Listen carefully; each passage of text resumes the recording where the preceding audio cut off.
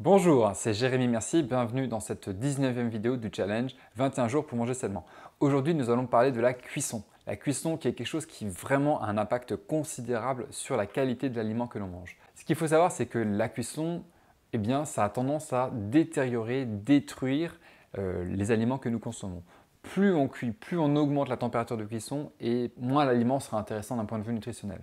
En effet, quand vous montez la température, vous perdez des vitamines, des minéraux précipités sont moins assimilables, les enzymes disparaissent, les lipides rancissent, les protéines ont leur structure qui est déformée et réagissent même avec les sucres pour former des molécules de Maillard qui sont pas géniales pour la santé. Voilà, donc en gros, la cuisson, c'est plutôt à limiter.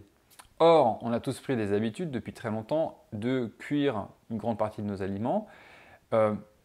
Autant le faire avec les moyens les plus respectueux de l'aliment et clairement la cuisson à la vapeur c'est un des modes de cuisson les plus respectueux de l'aliment. Moi je vous invite du coup à aller faire un tour dans votre cuisine et aller vous rendre compte de tous ces ustensiles que vous utilisez pour cuisiner et peut-être de voir lesquels vous pourriez limiter parce que ce n'est pas forcément les plus adaptés, vous allez voir, et je pense que le micro-ondes et donc la cocotte minute, si vous en avez encore, parce que c'est un petit peu vieillot maintenant les cocottes minutes, les autocuiseurs, mais donc c'est peut-être deux éléments que vous pourriez soit mettre de côté, soit carrément ne plus utiliser parce que ça a tendance à vraiment dégrader assez fortement les aliments. Bon. Donc, le reste, ça va, mais le mieux, ça restera la cuisson à la vapeur. Et si vous n'avez pas de cuve-vapeur, si vous n'avez pas de marguerite ou de panier vapeur, ça coûte pas cher, vous trouvez ça partout dans les magasins et vous aurez une cuisson qui permet de respecter au mieux les aliments et préserver leur qualité nutritionnelle.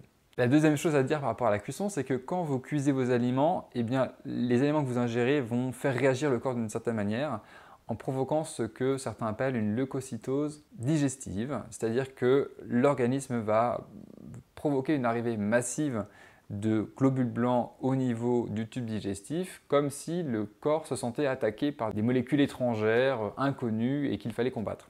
Ce qui a tendance à fatiguer le système digestif et le corps en général. Et pour diminuer ça, soit on mange tout cru, auquel cas il n'y a pas vraiment de leucocytose importante, soit on va commencer les repas par manger du cru, par des crudités, par des jus de légumes ou des jus de fruits frais, fraîchement pressés.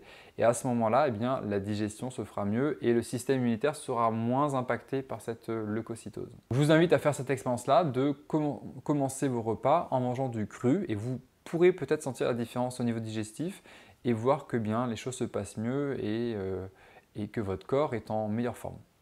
Et la troisième chose que je vous propose de faire aujourd'hui, c'est de changer peut-être votre rapport à votre utilisation des huiles. En fait, on ne consomme pas suffisamment d'acides gras oméga 3 qui sont essentiels et que l'on trouve en grande quantité dans l'huile de colza. Du coup, comme ces oméga 3 sont très sensibles à la chaleur, je vous propose d'acheter l'huile de colza si vous n'en avez pas déjà et de consommer de l'huile de colza, non pas pour la cuisson, mais pour des assaisonnements de crudités ou pour des assaisonnements en général, mais pas pour la cuisson. Et pour la cuisson, en revanche, vous allez utiliser de l'huile d'olive qui, elle, résiste plutôt bien à la chaleur et du coup ne va pas devenir toxique ou rancir fortement comme le font d'autres huiles à la cuisson.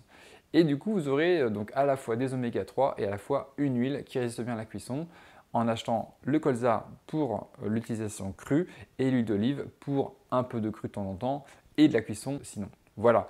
Donc c'est trois choses relativement simples à faire que je vous propose aujourd'hui, mais qui vous permettront d'aller toujours dans le même sens, de devenir le lobby de votre santé en prenant l'entière responsabilité de votre alimentation et de la bonne santé qui en découlera.